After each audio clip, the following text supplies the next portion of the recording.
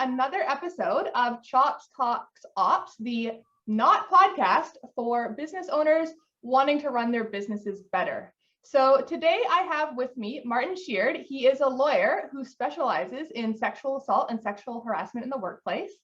And he's here to talk to us, obviously, on that topic. So first of all, hi, Martin, and thank you for joining me. Hello, Celene. Thank you for having me. So I guess, first of all, just tell me a little bit about yourself and what you do and what brought you here. So I've been practicing law for 12 years. For the first 10 or so, I practiced primarily in employment law, focusing on things such as wrongful dismissal, some anti-competition suits and so forth. More recently, specifically June 2020, I founded Inlet Employment Law. You can, for those watching on YouTube, see the sign over my left shoulder. Inlet Employment Law was founded with a bit of a different goal. We still do the wrongful dismissal and the customary employment law, as the name would suggest, but we have carved out a niche. I do believe we are now the only law firm in British Columbia whose primary focus is sexual misconduct, civil litigation. So what does that mean? Typically within the workplace, but not exclusively. Anyone who crosses someone's boundary, we deal with all the civil ramifications of that, which might mean trying to reconcile in some cases, and it might mean departing and starting a lawsuit in others. And I would emphasize that we, for employment law, we do both sides, employer and employee, but for the sexual misconduct, we are a survivor side only firm. Which is a very important distinction, of course. So I know, before we hit record, you were telling me that there's like a lot of myths and a lot of victims don't want to come forward because they think it's going to, affect their personal or professional lives. They won't get justice. Anyway, you always hear that, victims of sexual assault very rarely get justice, but you're telling me that that's actually not really the case. That's not the case, and I would emphasize a few things about that. So one is typically you're taking such advice from people who are not trained civil sexual assault and sexual harassment lawyers. If you call my firm, the first call is free, and we will quickly walk you through what it actually looks like, which in my view is more informed and more meaningful than what the bagger at the grocery store has told you, or what your taxi driver has told you, or so forth. The second thing I'd like to emphasize is I do have actual real world experience to back it up when I say we can achieve results. I have many satisfied former clients, including quite a few who came to me carrying these myths you've referred to. The system is broken, it won't work, it'll ruin my life, I should just give up, I should just move on, the bad person always wins, and so on. I've turned a lot of people's minds around on those issues. And the third thing to emphasize is I think a lot of people think of these issues as strictly financial, and I think that's a mistake. I think the financial side is certainly important, and in pretty much all of my cases, I am pursuing money, but I'm dealing with survivors of trauma, and always the primary focus is healing, and effectively managed. The work I do can be part of the healing process. I've had many clients say to me that what they appreciated most about the work we do is finally having a voice. I've heard words such as, your letter said all the things I always wished I had said in the moment. So that is fulfilling for me, but fulfilling as well for my clients. So yeah, and I think that's a really important point, because there is that level of healing, and there is that, a lot of victims who don't come forward, it just kind of trails with them their whole life, and they don't ever get a chance to accuse or stand up to their assaulter who hurt them. So that is awesome that you have that expertise, and probably because that's what you specialize in, if you've done it so much, is compared to other lawyers, you know, kind of the ins and outs of the system and how best to achieve the results versus, you know, like maybe a lawyer who's taking on that case, but hasn't seen all the different things that come up in those cases before. Well, that's actually kind of an interesting summary, but because it contains one of the misconceptions. No offense to you, For sure. Common I'm misconception. not an expert on this. That's why I'm talking to you.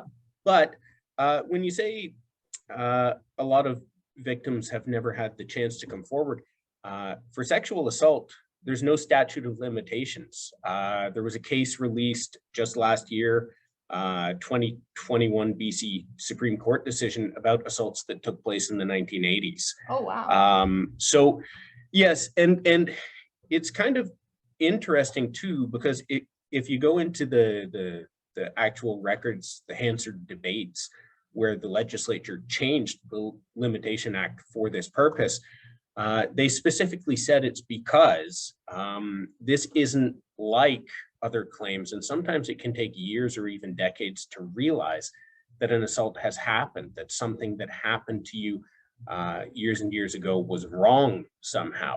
So they've carved out that exception, and they've specifically said there is no limitation period if you've been assaulted, as distinct from harassed. Harassment is still subject to a statute of limitation, but if you've been sexually assaulted, your action is never dead. That is really good to know, because almost certainly someone who's watching this, that someone out there probably has been assaulted. And I hope that, you know, maybe this video gives them hope or gives them the opportunity to kind of step forward and call you or maybe someone else and finally get justice that they thought maybe wasn't available to them. Because there's probably lots of people out there like me that thinks, oh, that happened so long ago, it's just in the past now, it's too late. Yes. I mean, especially if you think about, I mean, our kind of our roots are in employment law, but we are branching out into, for example, I have one client whose claim is essentially based in a date rape. There's no employment relationship whatsoever. Yeah. And that's just one example. But if you think about your viewership, the government of Canada did a study in 2017 and they released it, and they said something like 67% of all workers say they've been harassed or assaulted at work. And I find that number even probably underestimated based sheerly on my experience. That's anecdotal, and I mean, I can't back it up.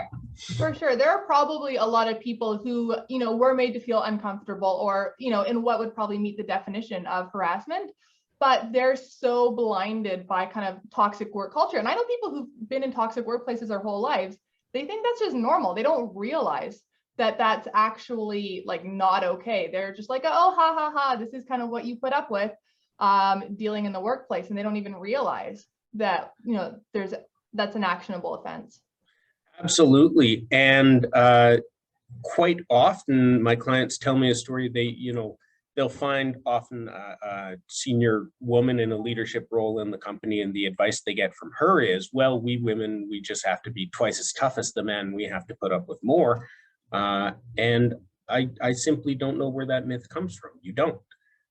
You don't have to put up with any more. The law doesn't say that, and I don't say that. The other thing about that is, you know, quite often people think it's justifiable on the basis of intoxication. Oh, he was just drunk, let's laugh it off. Or some kind of cultural divide. And that second one I find really important, because I've heard, you know, I'm not going to call out specific cultures, but I've heard that idea applied to so many different cultures that I'm kind of starting to form the opinion that every culture thinks harassment is part of their culture, which that's kind of the point. It's just, It's harassment. It's all over the world. It's happening everywhere. So that is such a good point. And I don't think it's acceptable anywhere. I think too, because I've also been, you know, in workplaces where there was that kind of senior leadership level woman who told something similar to me. A lot of times it's handed down from the older generations who, you know, maybe didn't have the same recourse now that we do today. And there's such a big culture shift where, especially with, you know, the internet and social media, people becoming more empowered and like actively working, like you're actively working to change that workplace culture so that it's not considered acceptable anymore. And, to that effect, there's a lot of people watching right now, our employers, they're business owners. What can an owner do with their business to basically, obviously you can't 100% prevent these things from happening. There's always going to be, people who harass and assault others, but what can a business owner do to help prevent that, or to prevent it as much as possible, to create that safe workplace for their employees? Yes. So I think there are a few components to the answer. And of course, it's an art, not a science, trying to create an answer to that. But one thing is having women in leadership roles. If it's only men at the top, that tends to statistically, as well as just functionally, promote a culture where speaking out is scarier for the survivor. You can also implement, and I would recommend to any business, and in fact I do, I say you should have an anti-harassment policy with a clear reporting structure. It checks off a lot of boxes, even if you're the kind of company who doesn't actually care about these important human rights. It still protects you from liability. And just about every company can understand that. You say, it shouldn't happen, it won't be tolerated, but if it happens, here is the clear reporting structure, and there will be an investigation and there will be consequences, and you broadcast that to your workforce. And I think that can have a lot of impact as well. Yeah, and I think that's an important point, because as much as I wish it were the case, not every company is based on ethical values or are social justice or those sorts of things, but pretty much every company wants to avoid getting sued. I don't think anyone is inviting lawsuits when they're running a company. Yes, and then the other recurring theme is, where you have a company where there's one guy at the very top, and he reports to nobody. In that case, what are you supposed to do if he misconducts himself? Well, that's an interesting question on the survivor side, but if I'm giving advice to employers, it's really, really dead easy. I bet you could guess what the advice is. Don't sexually harass anyone, ever. Yeah, I feel that should be 100% the rule for anybody in the whole world. Right. And even then there are two subgroups, right? Like there's the tone deaf throwback kind of boss who has antiquated ideas about what harassment and assault are. And then there's the other boss who just doesn't care and goes on and misconducts himself and even sometimes laughs about it. There's one boss in particular I'm thinking of, my client told me, laughed with her. He said, or he thought with, she disagreed, but he said, oh, I've had 3 sexual harassment lawsuits. I can't believe it's only 3. And to someone whom he is actively harassing every day, as though it's a joke she's going to enjoy. Yeah, I wish I could say I'm surprised, but part of these sorts of work cultures is why I'm not, working in that kind of corporate world anymore. And I'm really glad, this is kind of off topic, but the employment climate right now is so different, where employees have a lot more options and choices, so they can really vet their employers. And absolutely. It's hard to, if nobody talks out or nobody posts online or makes reviews or calls out these owners, for someone to maybe know if they're going to be at a workplace where there's that type of culture, or there's, multiple people who routinely harass people. So I hope building that culture of, calling you, reporting, whether it's anonymous or not, calling out their harassers and their assaulters, so that there's more information available for people to kind of research the companies and find out what they're getting into before they kind of commit to that job. Even though they can leave it, definitely. The real thing is that a lot of people have bills to pay, right? They're scared to leave their horrible job because they don't know if they're going to be able to find a new one, or if their new one's just going to be the same. Like a lot of people that I talk to, they think that every workplace is just like that, right? They've never known anything different. So they don't even see a reason to kind of jump ship to a new office, because it's going to be just like the old one. Yes, that's a very real concern borne by a lot of my clients. And I don't have all the answers. It's very, very hard to say, your choices are stay in the job where terrible misconduct is happening on a daily basis, or leave, cut off your income, hire me, and let's go ahead. Now, let's bear in mind, I do operate on a less traditional model where I only recover a percentage of what I get from my clients. So I'm not billing by the hour after you walk away from your job. But you still have your mortgage payments, your kids' braces, and so on and so forth. Yeah. And you know, sadly, I can't help you with all of those things. So the system remains imperfect. True. So because I want to end on a high note, obviously there's lots of hope and good things, you know, in what you do in this industry and getting justice too. Tell me one final really good thing. Well, yes, something immediately springs to mind. I would say in the last, I don't know exactly, 3 to 5 years, the developments in the case law have been really, really promising. I can think of 4 cases off the top of my head, which are absolute game changers in terms of the kinds of damages a survivor can expect for this kind of misconduct. Some of them have even surpassed the $1 million mark in damage awards. And I contrast that with,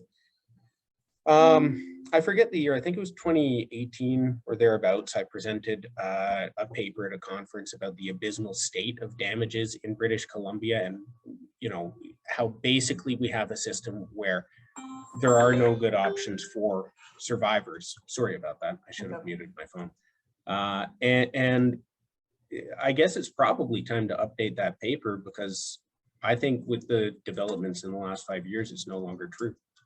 Yeah, well, I really, really appreciate that you are, you know, dedicating your career to being one of the people who are making that happen and making those changes by setting case law and getting justice and creating that kind of record of people actually getting good results out of coming forward, because that's only gonna, first of all, make it more likely that someone who has been a victim, that they're gonna get justice, and also make more people more comfortable coming forward if they think there's hope for it.